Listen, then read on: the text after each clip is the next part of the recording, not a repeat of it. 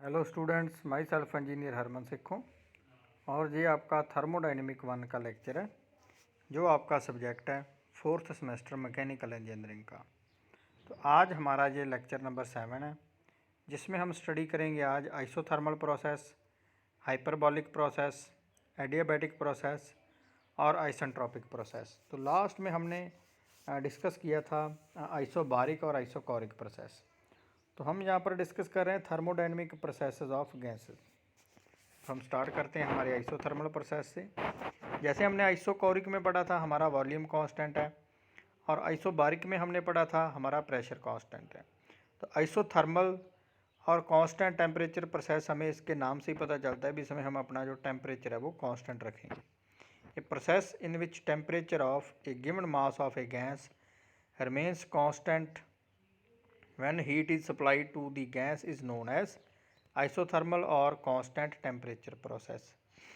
तो जैसे हम देख रहे हैं भी हम गैस को कंटिन्यूसली हीट कर रहे हैं, तो सोचने वाली बात हो जाए भी हमारी जो गैस का टेम्परेचर राइज होना चाहिए था क्योंकि उसमें इंटरनल मॉलिक्यूलर मूवमेंट आ रही है, लेकिन टेम्परेचर हमने कांस्टेंट रखा है।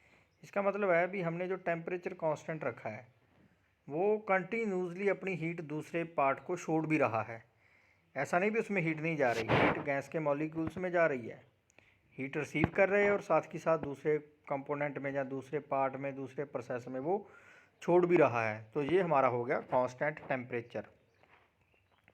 The expansion of the given mass m of the gas at constant temperature from point 1 two point 2 is represented in figure 3.3। तो फिगर है हमारी प्रेशर वॉल्यूम डायग्राम। तो अगर हमारा टेम्परेचर कांस्टेंट है तो प्रेशर भी चेंज होगा और टेम्परेचर भी चेंज होगा। अगर हम टेम्परेचर कांस्टेंट रखेंगे तो प्रेशर 1 से लेकर 2 तक डिक्रीज़ हो रहा है हमारा और वॉल्यूम इंक्रीज़ हो रहा है। ठीक है। The work done during the process will be equal to the area of the curve 1 2। तो जितना एरिया कर्व के अंडर आया 1 से लेकर 2 तक, तो वो हो गया हमारा, उतना वर्क डन हमें प्राप्त हुआ है इससे। तो work done during the process 1 2 is W12, वही फार्मूला आ गया हमारा PdV। तो प्रेशर और चेंज इन वॉल्यूम 1 से लेकर 2 तक, वॉल्यूम V1 से V2 integration PdV। Because in the process the temperature is constant so Boyle's law is applied applicable. तो बॉयल्स लॉ यहाँ पर एप्लीकेबल हो रहा है। PV is equal to P1 V1 is equal to P2 V2 is equal to constant. तो P हमारे पास common है, P1 V1 upon V is equal to P2 V2 upon V। तो वर्क डन हमारा फिर क्या हो गया, हमने P की वैल्यू फिलअप कर दी, P1 V1 upon V dV।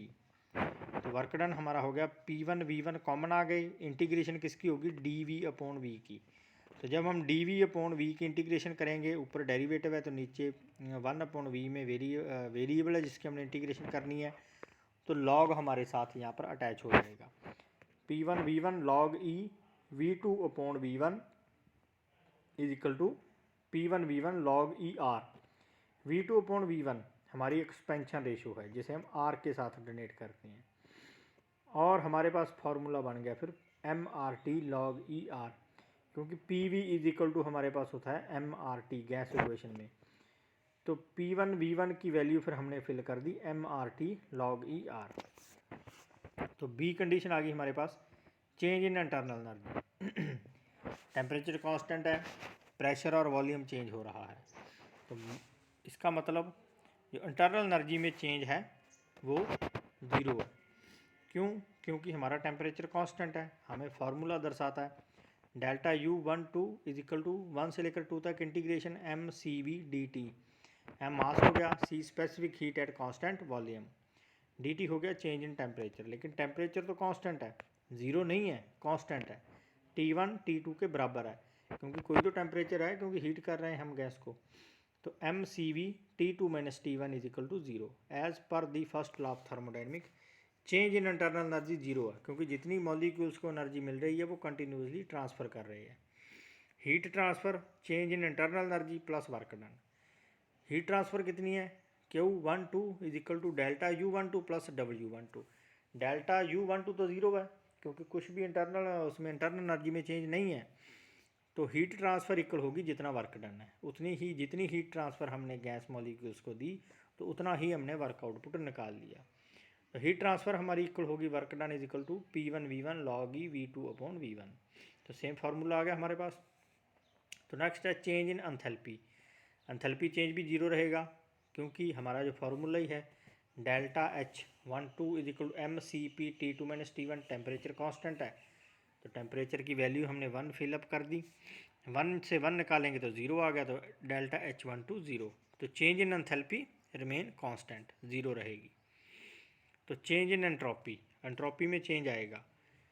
तो हम देखते हैं हमारे पास है figure 3.3b represent the line A B and isothermal expansion of a gas at constant temperature T, entropy increase from S1 to S2। अगर एंट्रोपी चेंज हो रही है as heat is absorbed by the gas during expansion, जैसे जैसे expansion हो रही है heat absorb हो रही है तो गैस की एक्सपेंशन हो रही है, गैस एक्सपेंड हो रही है, लेकिन टेम्परेचर कांस्टेंट है तो एंट्रोपी तो चेंज हो रही है। Heat absorb is given by the area ABCD। तो एरिया हम डायग्राम में देख सकते हैं, जो हमें हैचिंग लाइन के साथ एरिया शो किया गया है वो है हमारी चेंज इन एंट्रोपी, मतलब उतनी हीट अब्जॉर्ब कर रहा है वो। तो Q is equal to W is equal to TdS। तो S1 S2 इंटीग्रेशन हो गया, S2 माइनस S1 T। तो ds की इंटीग्रेशन की हमने तो हमारे पास आ गया S2 माइनस S1, तो कॉमन आ गया T। S2 minus S1 is equal to Q upon T। But work done during the isothermal process, work done हमारे पास क्या है P1V1 log E V2 upon V1। तो Q और W एक दूसरे की इक्वल है क्योंकि जितनी हीट हम दे रहे हैं उतना ही वर्क हमारे पास है। तो Q की वैल्यू हमने यहाँ पर फिलअप कर दी। तो S2 minus S1 is equal to Q upon T1 है हमारे पास, तो P1, तो Q की वैल्यू जब हमने फिलअप की तो वैल्यू क्या आई हमारे पास P1V1 upon T1 log E V2 upon V1। तो P1V1 की वैल्यू हमारे पास है जो इक्वल है गैस कांस्टेंट के MRT1 के। तो P1V1 is equal to MRT1, तो MRT1 upon T1 log E V2 upon V1। T1 के साथ T1 कैंसिल हो गया, तो चेंज इन एंट्रोपी हमारे पास बच गया MR log E V2 upon V1। तो नेक्स्ट है हमारे पास relation between PV and T।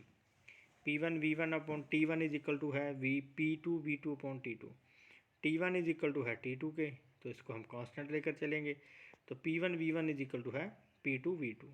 तो ये आ गया हमारा रिलेशन। तो मेन हमारे जो बेसिक तीन थे आइसोकोरिक, आइसोबारिक और आइसोथर्मल, तो तीनों से अब जो नेक्स्ट आने वाले हैं हाइपरबॉलिक है या पैराबॉलिक है या एडियाबैटिक है, जो इनसे निकलेंगे। तो पहले तो आपको ये तीन आने चाहिए। तो अभी हम आगे चलते हैं। हमारे पास है hyperbolic process. When the gas is heated in such a way that product of pressure of the gas and its volume remain constant, this process of expansion is known as hyperbolic. हमारे पास work done का formula होता है W is equal to PdV। तो अगर हम अपने product of pressure and volume को कांस्टेंट रखें, हम अपनी गैस को हीट दे रहे हैं, हीट होने से उसकी इंटरनल एनर्जी चेंज हो रही है, product of pressure volume constant है, तो जो प्रोसेस बनेगा वो है हमारा hyperbolic process. In other word hyperbolic process is hyperbolic expansion, pressure into volume is equal to constant, PV is equal to constant. The work done and heat supply in this process is the same as its isothermal process। अगर हम अपना PV constant लेकर चलते हैं, क्योंकि PV is equal to constant, मतलब इसमें हम बोल सकते हैं भी हमारा टेम्परेचर कांस्टेंट है, तो जो हमारा वर्क डन आएगा या हमारा चेंज इन एंट्रोपी आएगा या एंथैल्पी आएगा या हमारे पास इंटरनल एनर्जी आएगी, तो एज इट इज़ सेम रहेगी जो हम अभी डिस्कस करके हटे हैं हमारे आइसोथर्मल प्रोसेस में। तो हमारा सेम फार्मूला एप्लीकेबल होगा, तो आप उसको ही दोबारा इसके लिए देख सकते हो। नेक्स्ट है हमारे पास मोस्ट इम्पॉर्टेंट एडियाबैटिक प्रोसेस, क्योंकि जो भी हमारा फर्स्ट इंजन कंस्ट्रक्ट हुआ था वो एडियाबैटिक प्रोसेस के ऊपर कंस्ट्रक्ट हुआ था, जिसे हमने कार्नोट साइकिल का नाम दिया था। वो सक्सेसफुल नहीं हो पाया था प्रैक्टिकल में जब देखा, लेकिन अगर थ्योरेटिकली देखें तो वो सक्सेसफुल है। तो थ्योरेटिकली उससे ही हमारे जो ऑटो साइकिल, डीजल साइकिल बने, जो फर्स्ट इन्वेंशन थी हमारी वो था हमारा कार्नोट साइकिल, जो हमारे एडियाबैटिक प्रोसेस से निकला था। तो हम इसे स्टडी करते हैं। The process in which no heat is added or withdrawn from the system under the consideration is known as an adiabatic process. वो बोल रहा है भी हमारा कोई भी प्रोसैस हो रहा है, हम गैस को हीट कर रहे हैं कंटिन्यूसली, कहना the process in which no heat is added or withdraw, मतलब जब गैस को हीट कर रहे हैं नो, हम कोई भी हीट गैस को ऐड नहीं कर रहे और कोई भी उससे विदड्रा नहीं कर रहे। The system under consideration is the adiabatic process, तो उसे हम बोलेंगे एडियाबैटिक प्रोसेस। मतलब गैस को हीट तो कर रहे हैं, हीट गैस के मॉलिक्यूल को पहुंच भी रही है, जितनी मॉलिक्यूल्स को हीट पहुंच रही है साथ की साथ उतना वो वर्क डन हमें दे रही है, और साथ की साथ 1 मिनट में 1 सेकंड में ही अपनी हीट छोड़ रही है। ठीक है, समझ आई? मतलब जितनी हीट वो ले रही है गैस के मॉलिक्यूल्स, उतनी हीट उसने रिसीव की और साथ की साथ छोड़ दी, काम हो गया। तो मतलब बहुत ही कम टाइम में, तो हम इसे बोल सकते हैं भी neither heat receive nor reject the process under the consideration the system is known as adiabatic process. During this process there is no heat transfer between the system and the surrounding, क्योंकि heat में कोई variation तो है नहीं। अगर 10 kilo joule आप heat दे रहे हो तो 10 किलो जूल का ही उस हीट ने हमें वर्क दे दिया, तो फिर हम ऐसे कांस्टेंट प्रोसेस भी बोल सकते हैं। तो सिस्टम और सराउंडिंग में कोई हीट नहीं चेंज नहीं। Work is done by the gas और ऑन द गैस, तो जब हम गैस के ऊपर वर्क करेंगे या गैस से वर्क लेंगे। In adiabatic expansion work is done by the gas and in adiabatic compression work is done on the gas. अगर हम एडियाबैटिक एक्सपेंशन की बात करेंगे तो गैस हमें वर्क दे रही है, और अगर हम बात करेंगे एडियाबैटिक कंप्रेशन की तो हम गैस के ऊपर काम कर रहे हैं, जो हम RAC में रेफ्रिजरेशन में हम ये टर्म यूज़ करते हैं। The adiabatic process on PV diagram is shown by figure 3.4 by the line 1 2। 1 से लेकर 2 तक जो लाइन है वो हमें शो कर रही है PV डायग्राम के ऊपर एडियाबैटिक प्रोसेस की भी जो प्रेशर डिक्रीज़ हो रहा है और वॉल्यूम थोड़ी थोड़ी इंक्रीज़ हो रही है। Heat transfer during the process 1 से लेकर 2 तक हीट तो ट्रांसफ़र हो नहीं रही क्योंकि एडियाबैटिक प्रोसेस है, तो Q12 is equal to zero, zero आ गया। As the first law of thermodynamic Q12 is equal to delta U12 plus W12। Q12 zero है तो वर्क डन क्या किसके इक्वल हो गया, minus delta U12 change in internal energy, which means work done is equal to change in internal energy. Let us consider unit mass of gas. अगर हम एक mass को एक मानकर चलें, delta Q denotes a small quantity of heat taken by the unit mass of gas, and dT and dV are the small increase in temperature and volume respectively. Then according to the first law of thermodynamic, तो हमें फिर वही formula आ गया, dQ is equal to CV dt plus P dV। Mass को हमने constant रखा है m को, m CV dt था हमारा जो इंटरनल एनर्जी था, तो वहाँ पर हमारा आ गया CV dt, डी क्यू हमारा ज़ीरो है, CV dt plus P dV is equal to zero आ गया। PV हमारा किसके इक्वल है, RT के। तो डिफ्रेंशिएट जब हमने किया P dV plus V dP is equal to RDT, तो DT की वैल्यू हमने यहाँ से निकाल दी P dV plus V dP upon R। तो जब हमने DT की वैल्यू फिलअप की तो हमारे पास निकल कर आया CV, तो dt की वैल्यू हमारे पास है P dV plus V dP upon R plus P dV is equal to zero. तो जहाँ से जब हमने इसको सॉल्व किया, CV कॉमन ले लिया, P dV plus V dP plus P R dt, तो R दूसरी तरफ जाकर मल्टीप्लाई हो गया।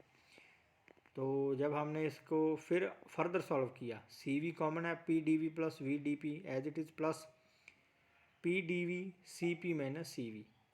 तो पी आर डी वी को जब हमने फर्दर सॉल्व किया तो हमारे पास ये वैल्यू आ गई। तो फिर हमने C V P D V plus C V V D P multiply कर दिया plus C P P D V minus C V P D V is equal to zero. तो जब हमने इसको सॉल्व किया तो कुछ टर्में आपस में कैंसिल हो गई, तो हमारे पास बाकी बचा C V V D P plus C P P D V is equal to zero, और C P V P D V plus C V V D P is equal to zero. तो divide कर दिया क्योंकि दोनों तरफ हमारे पास सी we है, हमने सी वी के साथ सी वी पी वी के साथ डिवाइड कर दिया। C P P D V upon C V V plus D P upon V, क्योंकि कैंसिल होगा तो ज़ीरो आ गया। C P upon C V, तो रेशो आ गई हमारे पास, इसको जिसको हमने specific heat at constant pressure, specific volume specific heat at constant volume, इसकी रेशो को हमने लैम्डा के साथ डिनोट किया था, लैम्डा dV/V प्लस dP/P इज इक्वल टू 0। तो जब हमने इसकी इंटीग्रेशन सॉल्व की तो हमारे पास लॉग टर्म आ गई, lambda log EV plus lambda log EP is equal to log EC।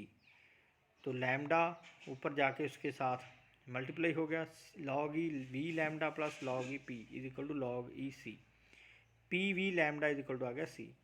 तो फिर from the adiabatic process on PV diagram हमारे पास आ गया PV lambda is equal to C।